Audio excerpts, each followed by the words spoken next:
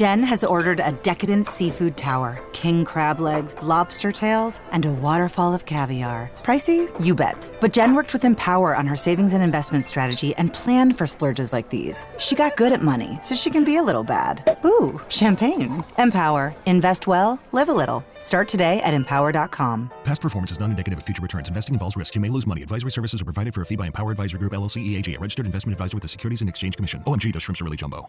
Escucha Pausa una semana antes en Podimo. Mira, a mí me pasó un día investigando para la serie, estábamos ahí en un restaurante en Marbella y le dijimos al camarero para pagar con tarjeta y dijo, bueno, vale, pero si sabéis manejar el datáfono, porque yo no.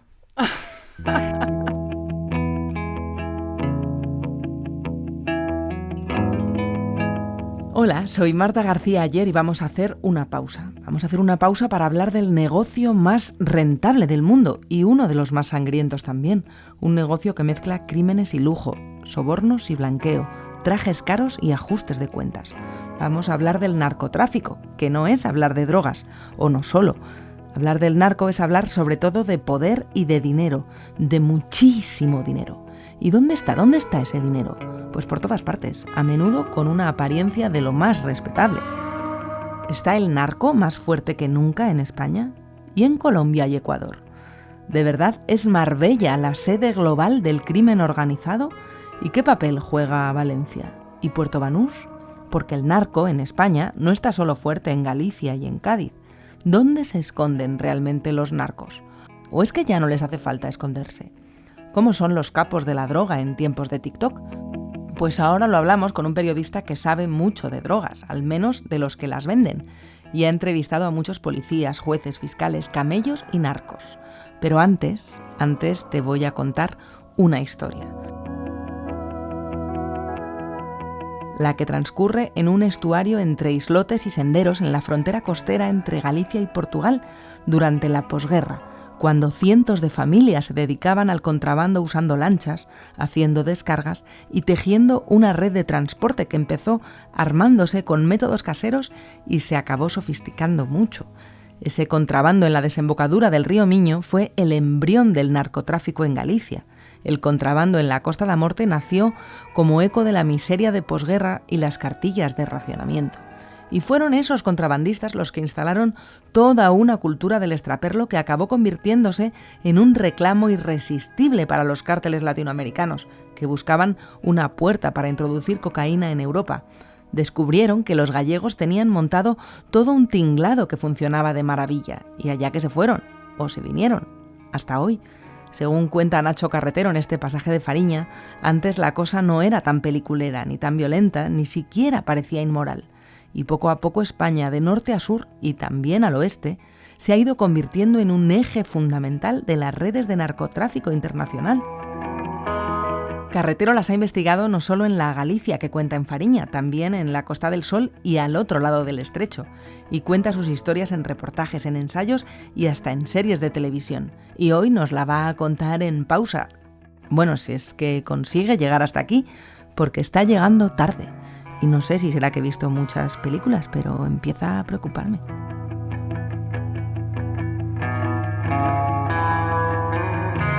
De todo, ¿eh? Cualquier cosa puede ser. Bueno, tienes aquí un Bueno, poquito yo de me agua. saco, sí, ¿no? Venga. Sí, claro que sí. Bueno, respira. Pero nada, no. Estoy peinado, ¿y eso? Eres el último invitado que pensé que tendría problemas en llegar a su destino después de Ya, tío. la cantidad de cosas que habrás tenido que hacer. Ya, y luego mira.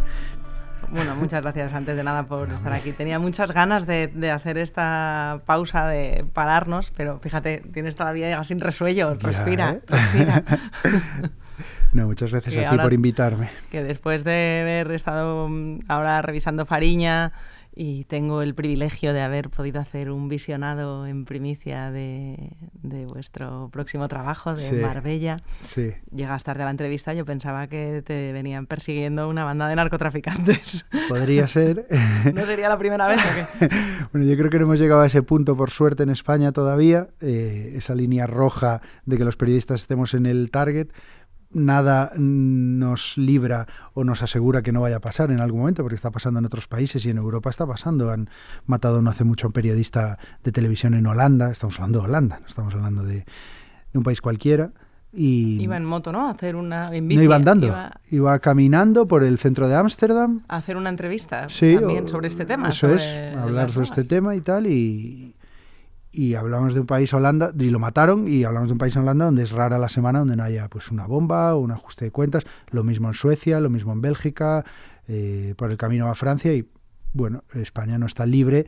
No quiero ser pesimista, pero desde luego si tú dejas operar el narcotráfico y crecer el narcotráfico y el crimen organizado, que es lo que está ocurriendo, y como decías tú, pues proyectos como Fariña antes, como la serie de Marbella ahora, que nos ha permitido profundizar mucho en qué está pasando en el crimen organizado en España, pues si le dejas crecer como está creciendo, pues ¿por qué no van a dar un salto que ya han dado en otros sitios? Así que no me perseguía una banda de narcos viniendo hacia aquí, pero quién sabe si a lo mejor, ojalá no, pero dentro de un tiempo puede ocurrir que un periodista tenga que venir aquí a hacer una entrevista y tenga que venir escoltado.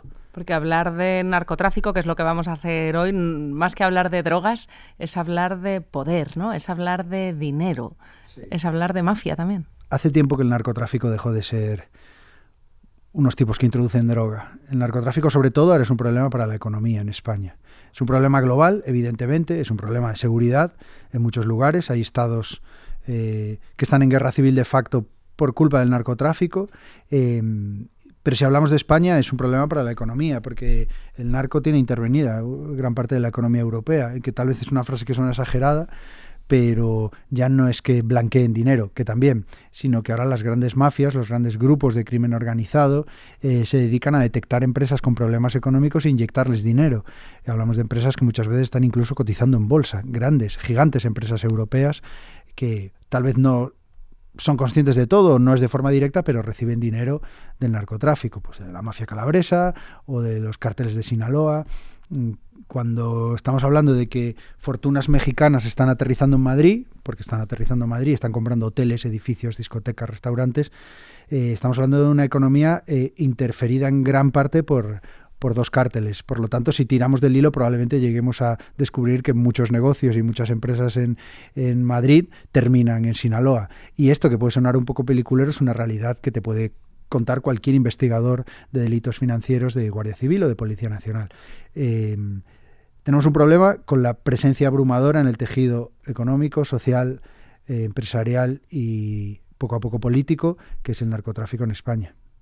¿Y qué papel juega España en el narcotráfico en Europa? Porque, a ver, tú eres gallego, esto no hace falta que se le explique a los oyentes, sobre todo si han leído Fariña, cosa que yo recomiendo siempre muchísimo. Y te has criado en un lugar en el que era un secreto a voces el narcotráfico, el contrabando y demás. Pero empieza a ser más invisible. Ahora hablaremos de ello, lo que pasó en Barbate hace unos meses cuando mataron a 2 guardias civiles a bordo de una lancha. O sea, Barbate, Cádiz, Galicia, sí se asocia el tráfico de drogas a estos lugares, pero es más sistémico lo que tú cuentas y lo que llevas mucho tiempo investigando. ¿En qué punto de la cadena está España en el tráfico de drogas? Y estoy pensando sobre todo en la cocaína.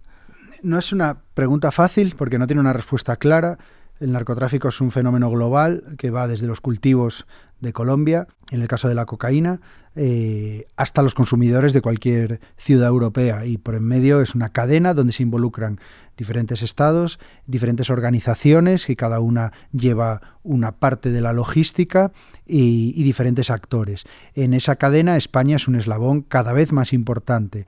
Junto con Holanda y Bélgica podríamos resumirlo en que es puerta de entrada de la droga en Europa. O sea, ¿llega de Guayaquil a España o llega al norte de África y luego se trae Depende, hasta aquí? Hay distintas rutas. En cualquier caso, si entra por España, pues da igual que venga habiendo hecho escala en Senegal o directamente de Brasil o de Ecuador. Valencia es cada vez un puerto más relevante, ¿no? O sea, si hablamos de cocaína, digamos que la mayor parte de los envíos son por contenedor y ahí tenemos los puertos desde Marín en Galicia, Valencia, Barcelona, Málaga, Algeciras. Son puertos son negros absolutamente, que compiten con Róterdam o Amberes, que serían como los puertos principales de entrada de la cocaína. Y eso es una cadena que nace de los cárteles latinoamericanos, que organizan bandas potentísimas como la macromafia holandesa o los clanes serbios y albaneses, que son cada vez más potentes, y están asentados en España como esa puerta de entrada.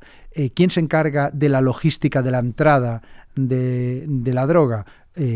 Pues sobre todo las bandas españolas, que están especializadas en eso y que tienen controlada tanto la logística como las fuerzas de seguridad para poder introducir esa droga, que finalmente es distribuida por toda Europa a distintos compradores.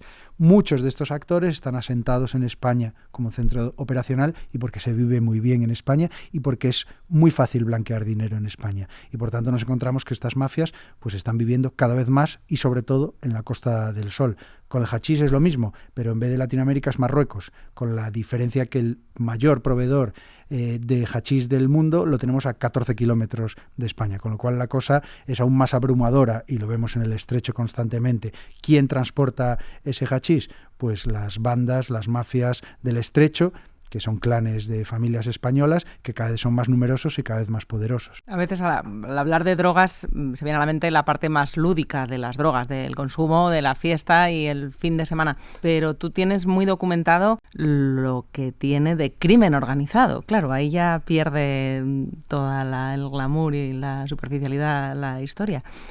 Es peligroso. Parece una tontería preguntar, ¿es peligroso las drogas? Pero hablando del peligro de las drogas, quiero decir que se suele interpretar como que el peligro del consumo de las drogas, como si fuera un asunto individual, pero tú estás hablando de un problema sistémico y del crimen organizado. Y no sé cómo es ese narcotraficante. Tú has entrevistado a narcos.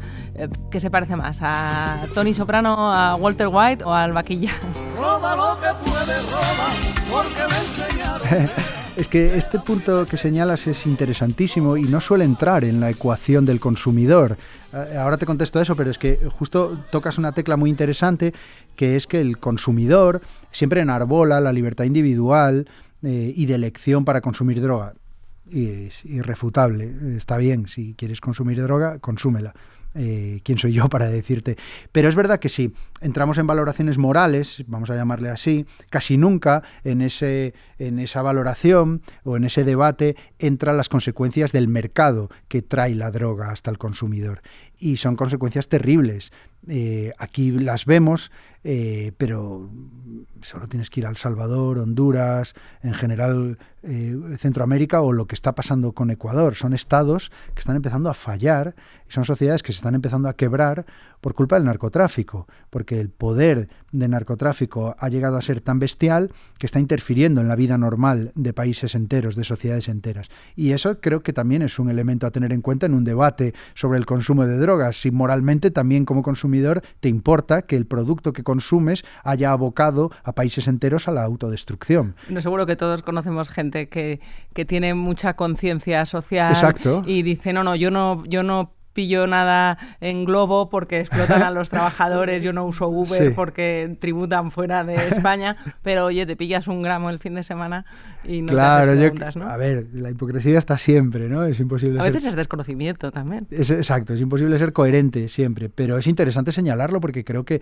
si de verdad tenemos una escala moral para tomar decisiones, pues hay que tener en cuenta que esto es un factor importante. Dicho esto, ¿quiénes son esos narcotraficantes, ¿no? Que me preguntabas. Yo creo que se parecen más a hombres de negocios que a cualquier otra cosa. Lo que pasa es que son hombres de negocios con soldados a sus órdenes, y que si los negocios no van bien, alguien les falla o necesitan de algo, pues no dudan en poner a los soldados en acción. De la misma manera, y en lo económico, son empresarios que si ven obstáculos, pues van a sobornar, comprar y poner a gente a su servicio para que las cosas salgan bien. En general es gente inteligente, pero es gente muy peligrosa. Claro, ahí hablamos ya no es solo el blanqueo de dinero, hablamos de decapitaciones, hablamos de explotación, de esclavitud de mucha gente. Está muy relacionado, ¿no? También la explotación de mujeres con el mundo del narcotráfico. tenemos que ver también de qué nivel estamos hablando. Si hablamos de grandísimas organizaciones mafiosas de narcotraficantes, por supuesto nos podemos encontrar cualquier cosa que te imagines. De hecho, el nivel de violencia es mucho mayor del que percibimos como sociedad en España. Los ajustes de cuentas, por ejemplo, en la Costa del Sol, son habituales, son constantes. Secuestros, retener a gente, torturas... Eso ya está pasando Lleva pasando muchos años. Si hablas con la Policía Nacional, te va a contar que es rara la semana que no hay un herido de bala, un tipo golpeado, unas piernas rotas o un tipo que tienen que sacar de un garaje donde lleva 2 semanas retenido. Eso es, voy a decir, habitual en la Costa del Sol. Eso en no España. Sale en los fotocall de las fiestas glamurosas de Marbella. Ni tampoco genera una alarma social. Por tanto, no penaliza políticamente y no está en la agenda, ni política ni mediática. Yo siempre digo, hay pocos medios para combatir el narcotráfico en España porque no penaliza políticamente. Si tú vas a un partido de fútbol, vas a ver una cantidad de policías desproporcionada, como en ningún país en Europa. Porque tal vez una pelea en el fútbol genera un revuelo mediático y social. Entonces no quieren una pelea en el fútbol. Tú vas a un partido cualquiera y hay 300 policías. Eso es impensable en cualquier país de Europa. Es una exageración sin sentido. Vas a Cádiz y ves los medios que hay para combatir el narcotráfico y es irrisorio. Y tienes 2 guardias civiles solos, vendidos. Totalmente. A mí me da la impresión de que se combate con más ahínco lo que tiene una penalización política y por tanto social. Y el narcotráfico de momento no la tiene. Y digo de momento porque todos estos ajustes de cuentas que siguen ahí un poco escondidos debajo de la alfombra, pero que la policía es perfectamente consciente de ellos, en el momento que empiecen a afectar al vecino común, pues entonces vamos a ver una reacción del Estado más en serio, que por ética ya debería haber sido hace años. Lo de Barbate no fue entonces un antes y un después. Hubo un revuelo mediático, se asesinaron a dos guardias civiles de una manera brutal que además fue grabada mientras se oían los gritos de gente que animaba a los narcotraficantes. Se prometió más medios. ¿Tú crees que cambia algo cuando hay un caso así que crea revuelo? Al día siguiente del asesinato de 2 guardias civiles había narcolanchas en Santipetri y en el Guadalquivir. Al día siguiente. Ahora, ya no es que no haya revuelo, es que les da igual. Es que en horas volvían a estar a la luz del día las narcolanchas fuera. ¿Pero por qué? No es porque sean muy valientes o muy inconscientes, es porque saben perfectamente por dónde pueden pasar y dónde pueden estar. Los narcos del Estrecho saben cuántos helicópteros, cuántas patrulleras y cuántas lanchas tienen las fuerzas de seguridad y dónde está cada uno de ellos en cada momento exacto. ¿Y quién se lo cuenta? Ellos lo saben, tienen grupos que vigilan, en cada uno de los puntos donde despega un helicóptero tienen gente vigilando. Tampoco hay que ser un águila, ¿eh? Vete al Corte Inglés de Algeciras y sube a la última planta. Vas a ver toda la flota de Guardia Civil y aduanas. En el momento que salga un barco, no tiene un chaval que poner en Telegram, acaba de salir el barco tal. Lo mismo con los helicópteros. Y luego, bueno, pues esto es una realidad que hay que confrontar y que es verdad que hay mucha más corrupción policial de la que percibimos. El narco está infiltrado en las fuerzas de seguridad, porque si no, no podrían llevar a cabo lo que hacen. Y todo esto son realidades que hacen que se traduzcan en imágenes como narcolanchas por el Guadalquivir desfilando. ¿Cómo puede ser? ¿Cómo pueden ser? Porque saben que no les da tiempo a llegar, pueden pasar por ahí en ese momento. Entonces, ¿debería haber sido un antes y un después el asesinato de 2 guardias civiles? Por supuesto, porque además representa, esos gritos desde el muelle que comentabas, representan que hay un segmento de población que, aunque es minoritario, es más ruidoso y más poderoso. Ese segmento de población entiende el narcotráfico como una alternativa lícita y, por lo tanto, la Guardia Civil les está impidiendo hacer su trabajo. Y eso debería ser marcar un antes y un después. No me parece que lo esté siendo, ni muchísimo menos, vamos. ¿Y hasta dónde está infiltrada esa corrupción que hace la vista gorda con el narcotráfico? Pues señalas la policía, ha habido casos, investigaciones y demás, pero, por ejemplo, ¿el sistema judicial está también tocado en España? No puedo afirmarlo, pero está todo tocado, sí. No tienes pruebas, pero tampoco dudas, ¿no? Digamos que los narcos saben si su caso cae en una sala o en otra, se alegran más o menos. Conocen a fiscales y a jueces. No creo, esto ya es una opinión muy personal, que la corrupción judicial sea algo habitual en España. es bastante estanca, comparado con la penetración que yo sí he visto en las fuerzas policiales. Dicho esto, es imposible afirmar que no la hay. Lo que hay en la justicia, y creo que es un problema mucho más importante que el de la corrupción, es un colapso. Ya no en el narco, ya lo sabemos, ahí en todo, pero claro, estamos hablando de que el narcotráfico en España es un gigante y los medios para combatirlo son muy pequeños, policiales, pero sobre todo judiciales. No es que ya vaya a la Audiencia Nacional o que tengamos una agencia antidroga, no, es que al final grandes operaciones contra el narcotráfico recaen en juzgados provinciales que están con 48 demandas de divorcio, 25 de desahucio y de no sé qué, y un macroproceso de narcotráfico. Entonces eso hace que este colapso hace que se ralenticen, y en esa ralentización, en esas montañas de papeles, hay abogados especializados en encontrar las grietas y los agujeros, y por esas grietas están escapando la mayor parte de penas y de condenas. La policía está bastante desesperada porque ellos hacen bien su trabajo y lo ponen delante del juez, y luego el colapso judicial hace que la mayoría se vaya de rositas o cumpliendo muy poco, y eso es uno de los grandes problemas que hay en España, y que al final a la ciudadanía, la ciudadanía lo percibe como que las penas son blandas en España. Nuestro Código Penal es suave, y es mentira. Nuestro Código Penal no es suave, es equiparable a cualquiera de Europa. Lo que pasa es que rara vez se puede llegar a sentenciar con todas las herramientas a esta gente, porque por en medio el colapso es tal que se han encontrado las cosquillas al sistema y se suavizan muchísimo las penas. Bueno, en Galicia, lo cuentas en Fariña, se pudo llegar al extremo en el que el narcotráfico controlase las instituciones. Y tenemos el placer de tener con nosotros en el campo a Sito Miñanco. Pero aquello se frenó y tuvo mucho que ver con la movilización ciudadana, con las madres que percibieron pues que se estaba echando a perder la generación de sus hijos, porque todo el mundo miraba para otro lado.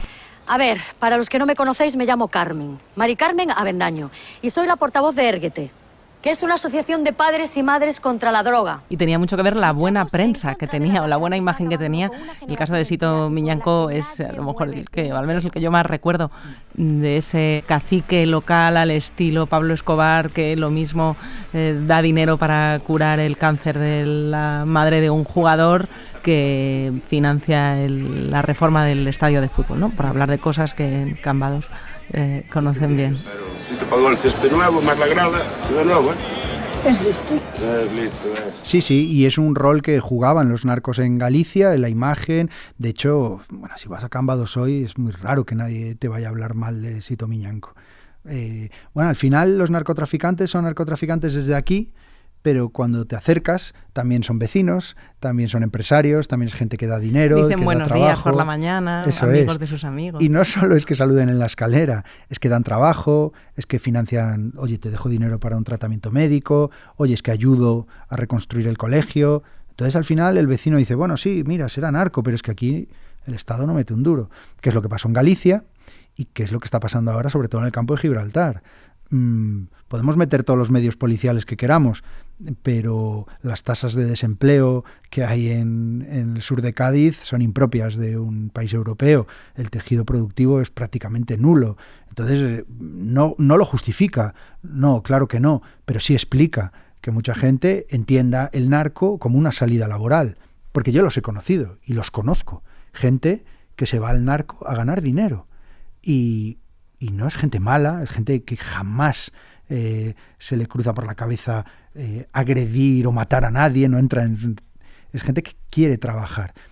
Insisto, no lo justifica, pero sí lo explica. Y como lo explica, entonces se necesita solucionar esto.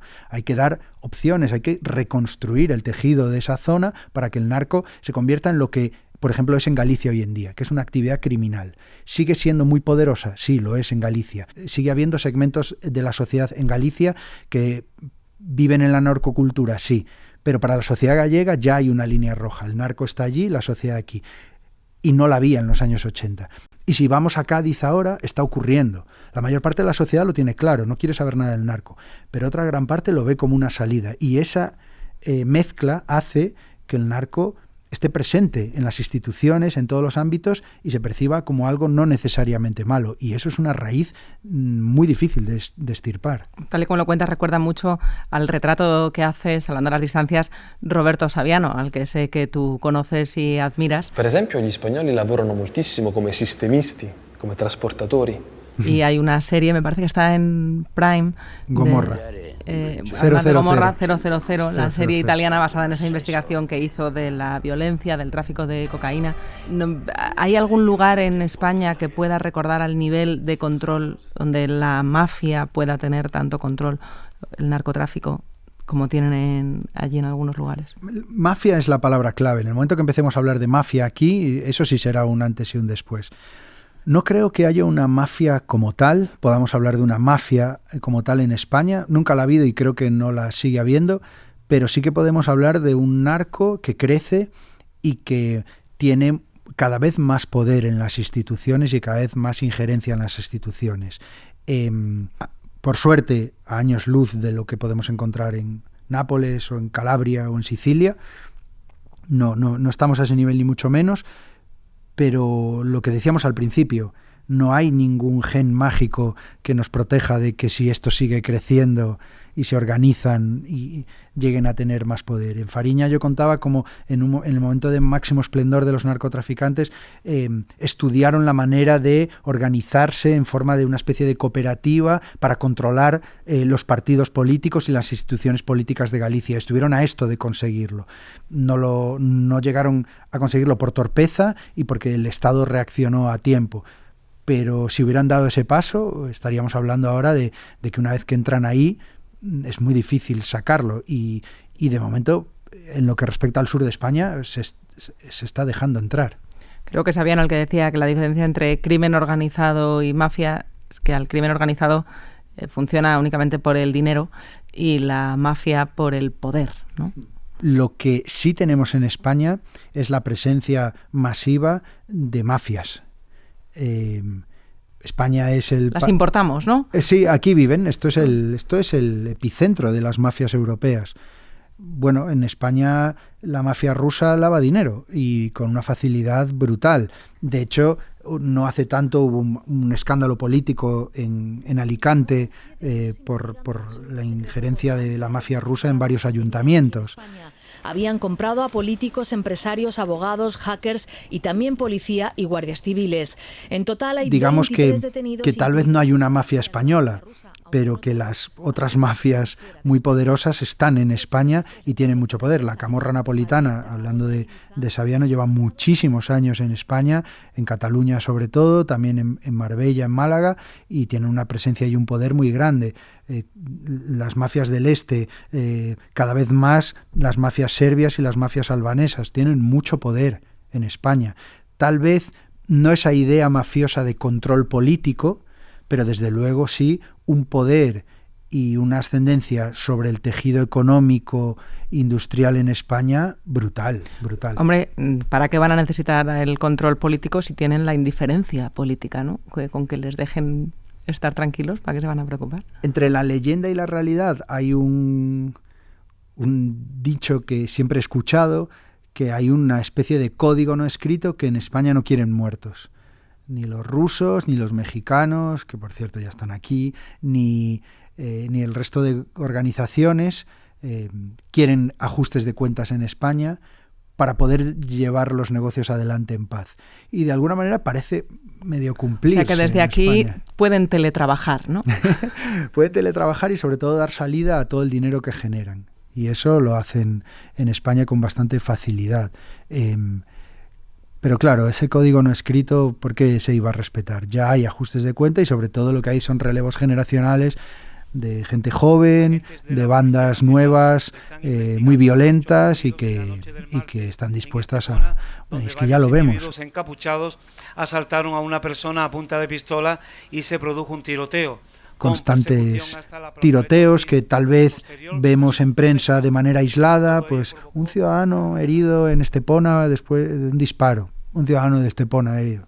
Un no sé qué, no hace falta ir tan lejos, en el barrio de Salamanca, un político disparado por un sicario desde una moto. Entonces, de repente vas uniendo los puntos de estos disparos como aislados y te das cuenta de que en realidad hay una guerra subterránea que tiene que ver con que están todos aquí en España. Bueno, ya no existe, como antes o como la Galicia de los 80, incluso 90, el cacique admirado, protegido por el pueblo que mira para otro lado porque le ve ventajas a tener una figura así como proveedor y como patriarca, si quieres.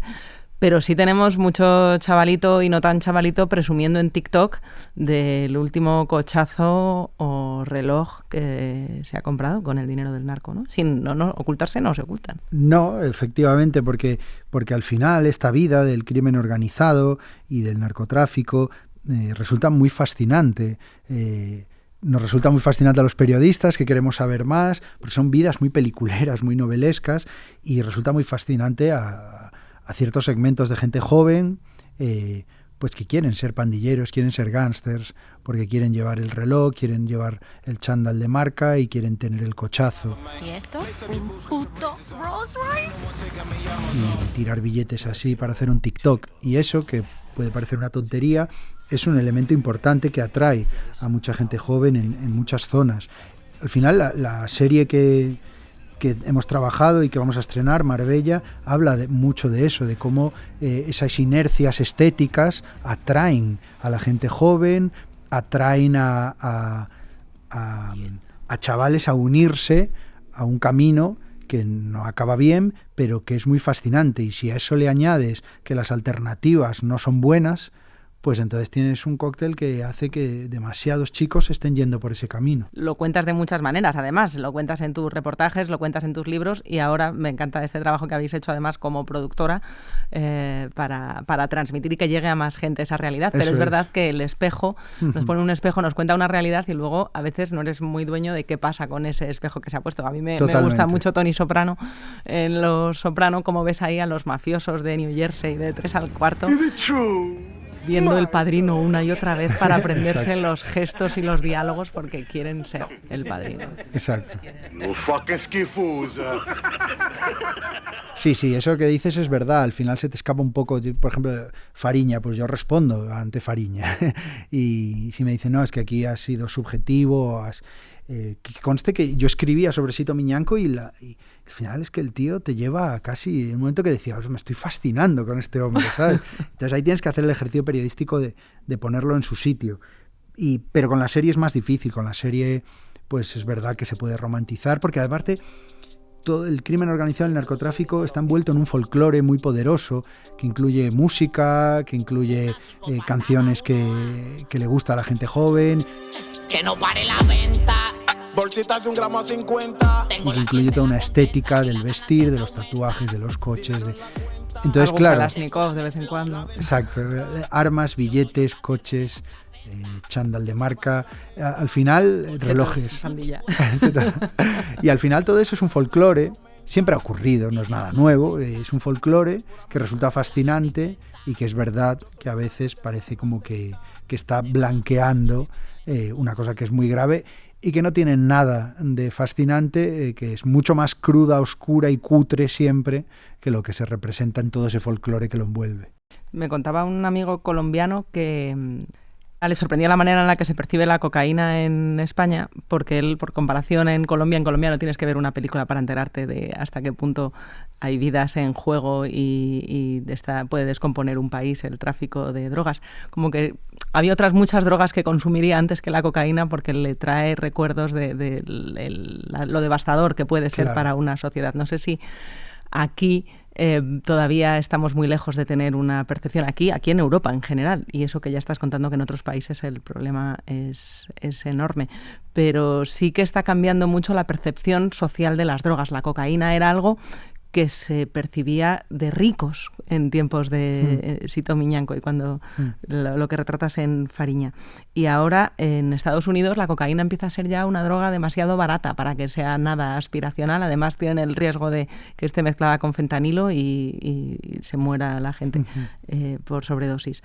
Y se está hablando de las microdosis. ¿no? La nueva manera de drogarse más de la jet, lo que sería la cocaína de los 80. Vamos a ver el narcotráfico del futuro es más sintético que que deforesta el Amazonas para poder traer hasta aquí las toneladas de droga. No creo que la percepción de las drogas por parte de los consumidores vaya a alterar demasiado la actividad del narcotráfico. La cocaína nunca ha dejado de crecer, cada vez ha tenido más demanda. Bueno, los últimos datos son muy locos. Por eso. Desde la pandemia para acá se está popularizando más que nunca. También se ha abaratado por lo barato que es en origen, entiendo también. Exacto. Por eso digo que tal vez cambia el perfil de consumidor, tal vez cambia la percepción social de la cocaína, pero lo que no cambia es el consumo. Entonces, a lo que me refiero es que al tipo que trae cocaína le da igual que se la vaya a meter el ejecutivo al salir del trabajo o un chavalito de barrio.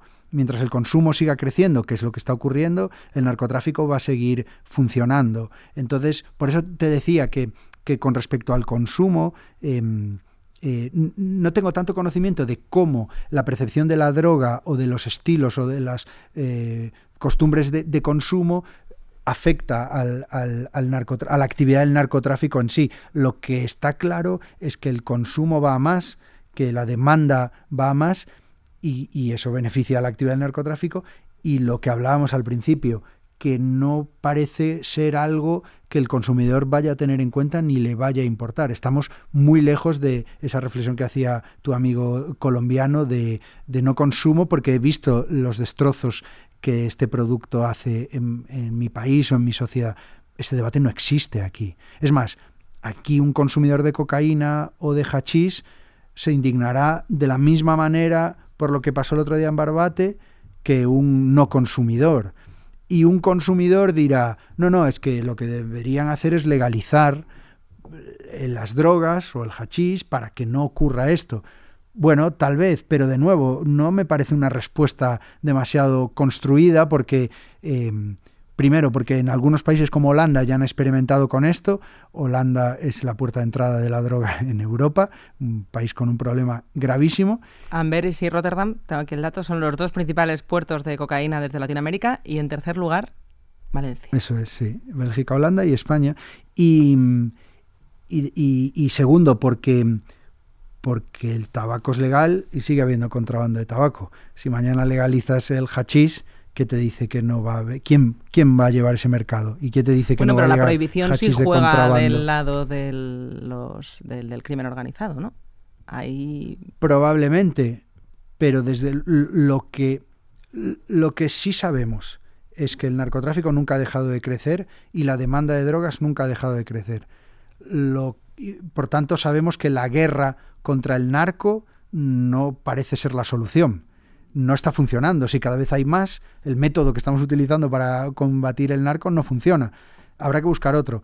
La legalización de las drogas puede. Tampoco sé si es la respuesta, pero sí sé que lo que está ocurriendo ahora no es la respuesta, no está funcionando. Al revés, esto va a más. Hay otro dato muy loco, este es del INE, que cifra, pues tantos miles de millones se nos escapan, pero en 8.222 millones pues el consumo de drogas, poco me parece, en 2022. Pero el dato bueno es que el gasto en drogas en España supera el gasto en calzado y en fruta.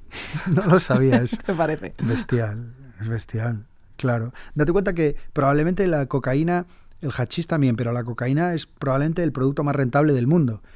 Es una planta que se cultiva, no necesariamente cara, que luego se transforma y se mezcla hasta quedar un porcentaje de cocaína irrisorio y que se vende a un precio brutal y además muy estable el precio, no fluctúa. Entonces, si lo piensas, pues no sé, tal vez el petróleo, pero ni siquiera, es tal vez el producto más rentable que existe, es un negocio irresistible. Entonces es normal que un margen de beneficio tan brutal... El negocio más rentable del mundo. Es probable que sea el negocio más rentable del mundo. Es lógico pensar que la gente se atraiga se ve atraída por ese negocio. Y eso convierte a... Desde luego más que el calzado y la fruta. Sí. Seguro que hay grandes fortunas. Un saludo a todas las fortunas del calzado y la fruta. Estoy convencido de que los narcotraficantes más ricos del mundo son más ricos que los productores de zapatillas y de fruta más ricos del mundo. Bueno, a lo mejor han comprado alguno de estos negocios para blanquear, que Si también es que no son la mucho misma trabajo, persona, ¿no? exacto. No, si es de bananas y vienen de Latinoamérica, es probable que no estén tan lejos. Después de un saludo también a todos los empresarios del mundo de la fruta. Exacto. Pero después de ver Marbella y ver ese narcotraficante de traje caro y fiestas estupendas con ese glamour, cuesta más diferenciar la gente de negocios del ámbito legal y del que no lo hay. Seguramente porque no haya interés en diferenciarlos, ¿no? No hay interés porque hay miedo o porque hay mucho dinero en juego. No lo sé, pero lo cierto es que no podemos concebir un narcotraficante como un compartimento estanco. Es narcotraficante y este señor de al lado es empresario. No, el narcotraficante también es empresario, porque los narcotraficantes tienen sus propias empresas legales.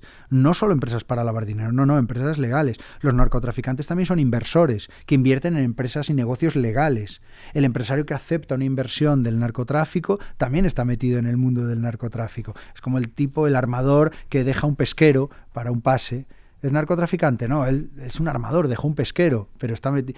A lo que me refiero es que al final el narcotráfico y el narcotraficante, como decía, no son compartimentos estancos, sino que tienen tentáculos que van entrando en todo un tejido industrial y empresarial, y al final hacen que distinguir un empresario de un narco a día de hoy ya no es que sea posible, es que tampoco es útil. Pero es narcotraficante. A lo mejor metió 2 contenedores de cocaína hace unos años, montó 4 empresas y ahora es un empresario con 4 empresas que van de puta madre y ya nunca más va a meter un contenedor de cocaína. Pero lo metió en su momento y desde ahí nacieron 4 grandes empresas españolas. Como el lavado de coches de Walter White, que empieza incluso a funcionar, ¿no? Exacto. Bueno, es que es verdad. Pollos Hermanos era el otro. Cuando nuestros negocios se terminen, no me importará lo que hagan con él. Correcto. Es que es verdad, las empresas relacionadas con el narco ya hace mucho tiempo que son empresas que no solo lavan o blanquean dinero. Son empresas que nacen y crecen y se hacen fuertes desde inyecciones económicas que provienen del narcotráfico. Por tanto, la línea que separa el empresariado y la economía legal del empresariado y la economía narco es una línea muy difusa y cada vez más difusa. A lo mejor habría que poner un agente de la UCO en la puerta de cada concesionario de Porsche y Ferrari de la Costa del Sol. Solo te digo que en Marbella es raro el sitio donde veas a la gente pagar con tarjeta. ¿Se han enfadado mucho contigo en Marbella porque lo llames la sede global del crimen organizado? Bueno, pues se han enfadado los que me importa un bledo que se enfaden, que son los políticos de Marbella. No, es que Marbella no es esto, no, es que Marbella... No, evidentemente que Marbella no es esto, pero también es eso, y no estáis haciendo nada por combatirlo. El vecino de Marbella, la absoluta mayoría de vecinos de Marbella, que es gente normal y corriente que se levanta por la mañana y va a trabajar, te dice, claro que Marbella no es eso, pero tenemos que soportar esto. Y entonces al final lo que agradecen es que se ponga luz sobre eso y que se pida una reacción. Oye, no podemos vivir en una ciudad en la que hay tiroteos en discotecas, en las que hay narcolanchas o en las que hay chavales en chándal con un tatuaje por el cuello conduciendo un Rolls Royce. Es que eso no es normal, y eso no le gusta a nadie vivir en un sitio así. Por tanto, los vecinos de Marbella lo que van a decir es, claro que Marbella no es solo eso, pero por supuesto que está pasando esto y queremos soluciones. ¿Y qué soluciones puede haber? Porque decías que la lucha contra el narcotráfico, tal y como se está haciendo, desde luego no funciona. Lo que sabemos es que lo que hay ahora mismo no funciona porque está creciendo. Y está creciendo el poder que ejercen y la violencia con la que lo ejercen. ¿Qué se puede hacer? Aparte de contarlo. Ojalá lo supiera. ¿Hay algún país que lo esté haciendo bien? No creo que haya ningún país que haya conseguido controlar esto. Desde luego... lo más contingente es una mayor presencia policial. La policía tiene que tener, la Guardia Civil, aduanas tienen que tener más medios, tienen que estar mejor pagados, tienen que haber más agentes que se puedan dedicar en exclusividad a eso. Hoy en día el Greco, que son los grupos de respuesta contra el crimen organizado de la Policía Nacional, o los grupos de la Guardia Civil, te diría que son grupos casi vocacionales. Es que no puede ser que Greco Málaga, Greco Costa del Sol, Greco Cádiz sean 4 y el de la moto mal pagados y que de pronto están trabajando 16 horas al día nadie dura ahí. Es que no puede ser que sea vocacional. Tienen que ser grupos, si de verdad tenemos tantas siglas, porque a veces en España es todo siglas y organigramas súper complejos, y el greco y el no sé cuánto y el ludico y el no sé qué, y vas a escarbar y son 4, que están quemadísimos. Es uno por cada letra. Claro, es que por cada policía hay 3.000 malos. Y entonces lo que hay que hacer es menos letras y coger y que el greco, en vez de 15, sean 150, y que solo se dediquen al crimen organizado, y que estén muy bien pagados, porque además vas a prevenir corrupción policial, y que estén mejor valorados. Eso para empezar, y no está ocurriendo en España. Para seguir, tienes que descomprimir la justicia.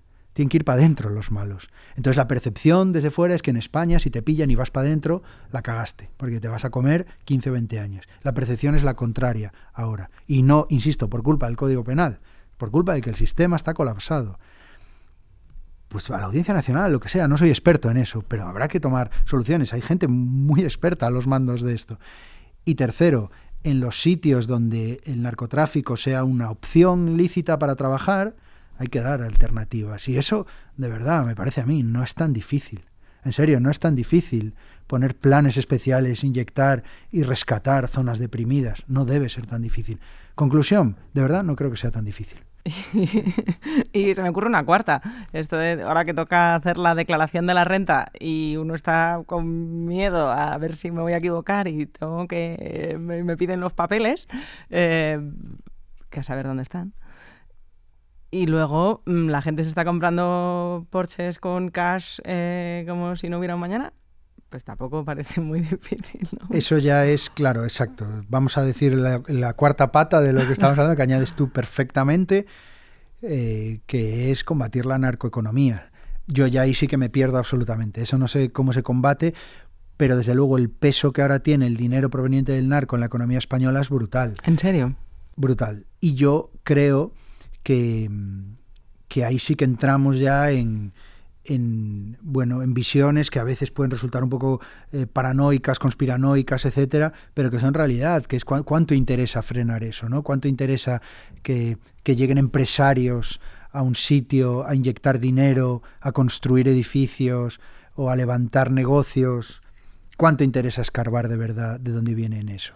Porque la Guardia Civil y la policía lo hacen, van allí, escarban y se encuentran con tejidos de ingeniería financiera indescifrables, brutales, y cuando después de 6 años de investigación llegan a algún sitio, pues aquí ya ha habido 15 inversiones de ese señor y tíralas tú para atrás. Pero dile al alcalde de turno o a la presidenta de comunidad de turno que no abra los brazos para recibir estos capitales de inversión. No lo van a hacer, porque tú no paras una inversión porque la Guardia Civil esté investigando. No, es que esta investigación nos va a llevar 6 años. Párame ahí eso. No, eso no está ocurriendo, no ha ocurrido ni va a ocurrir. Entonces, ¿cómo se soluciona eso? No tengo ni remota idea, porque el peso, la cantidad de dinero que está entrando en negocios legales, en tejido industrial y empresarial español proveniente del narcotráfico es escandaloso. Todos somos un poco la hija adolescente de Tony Soprano, Meadow, me parece que se llamaba, cuando decía, papá, ¿te dedicas a la mafia? Are you in the mafia? Y el padre se indigna y dice, ¿pero qué dices, hija? ¿Qué palabras es esa? What? Whatever you want to call it. Organized crime. That's total crap. Who told you that? Dad, I've lived in the house all my life. Vivo aquí y veo lo que pasa. No le sorprendía mucho. Exacto, sí. Todos miramos para otro lado hasta que un día decimos, ahí va, oye, papá, ¿estos maletines? I'm in a waste management business. Everybody immediately assumes you're mobbed up. It's a stereotype, and it's offensive. Hablábamos no, es que pues en Cádiz o antes en Galicia la gente veía al narcotraficante y lo respetaba.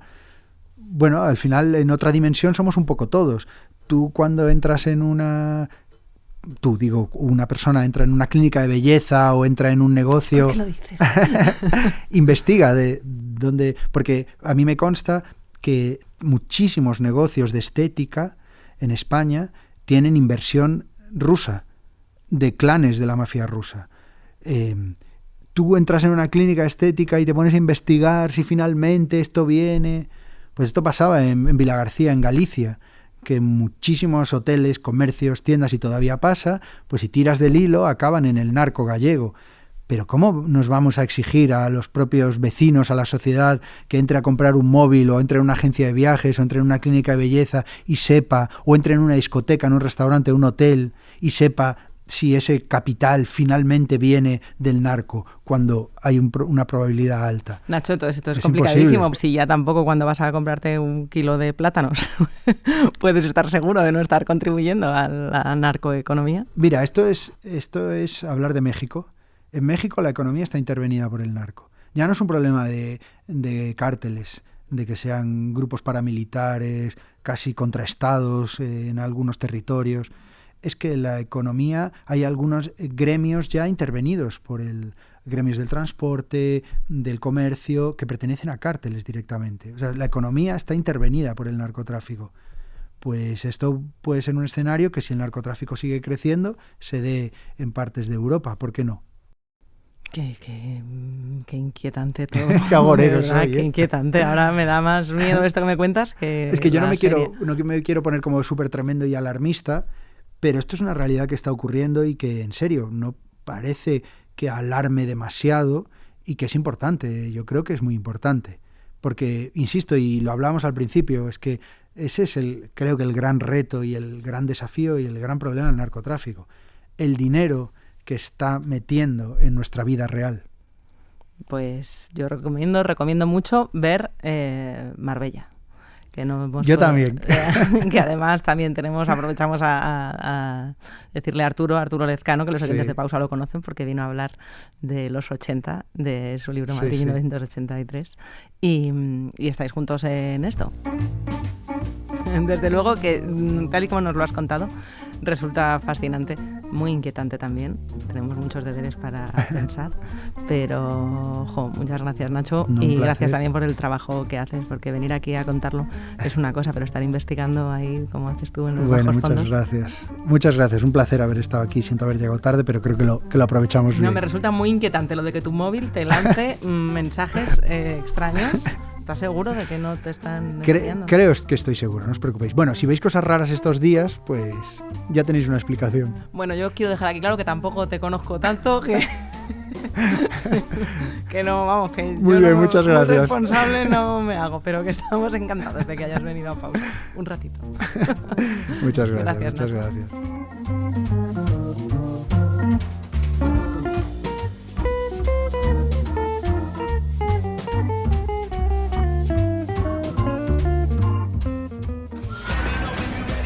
Marbella es la ONU del crimen organizado. Pausa, el podcast del Confidencial, presentado y dirigido por Marta García Ayer, con la realización y el diseño sonoro de Ana Schultz, la documentación de Andrés Moraleda y la coordinación de Antonio Martín. Y esta es mi jungla. Escucha Pausa una semana antes en Podimo. Your sausage McMuffin with egg didn't change. Your receipt did. The sausage McMuffin with egg extra value meal includes a hash brown and a small coffee for just $5. Only at McDonald's for a limited time. Prices and participation may vary.